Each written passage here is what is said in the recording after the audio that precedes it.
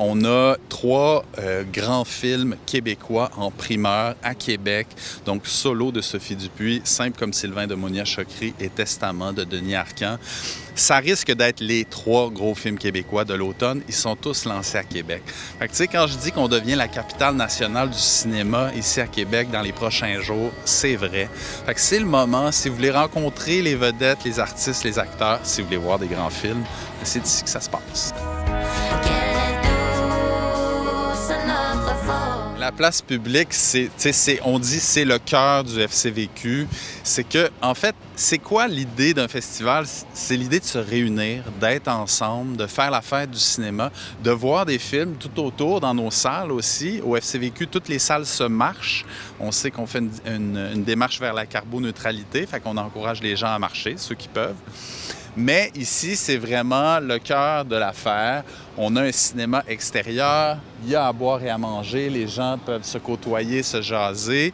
Les vedettes vont traverser cette grande place-là sur le tapis rouge. Puis la beauté de l'affaire à Québec, c'est qu'on peut leur parler. On va rentrer dans la salle avec eux autres, on va aller voir des films avec eux autres. Puis pour moi, c'est ça, c'est l'idée de créer un milieu confortable qui favorise les discussions, la convivialité. On veut mettre l'accent vraiment sur le côté familial. Fait qu'on invite les gens à venir, à investir cette place-là.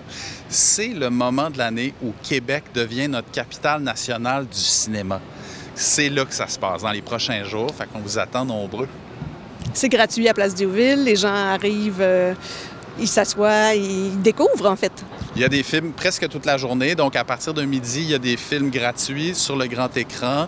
Une sélection qui a été faite attentivement pour contenter tous les publics. Il y en a pour la famille. Hein. Le dimanche matin, on a des céréales gratuites.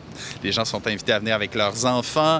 On a Crazy, évidemment, un hommage à Jean-Marc Vallée. Vendredi soir, ça devrait être un grand moment. On a des invités de marque, des gens qui sont dans le film. Ça va être le cœur battant du festival. Racontez-moi qu'est-ce qui s'organise autour de cet hommage à Jean-Marc Vallée. Bien alors, l'idée, c'était de célébrer ce grand cinéaste québécois qu'on aime d'amour, que les gens aimaient beaucoup. Puis je le vois parce que à partir du moment où on a eu cette idée de créer le prix, tout le monde s'est rallié. Que ce soit les artistes, la famille, les amis, ses 2 fils, Émile et Alex. Tout le monde a eu envie de participer à ça. Fait que c'est vraiment un geste d'amour.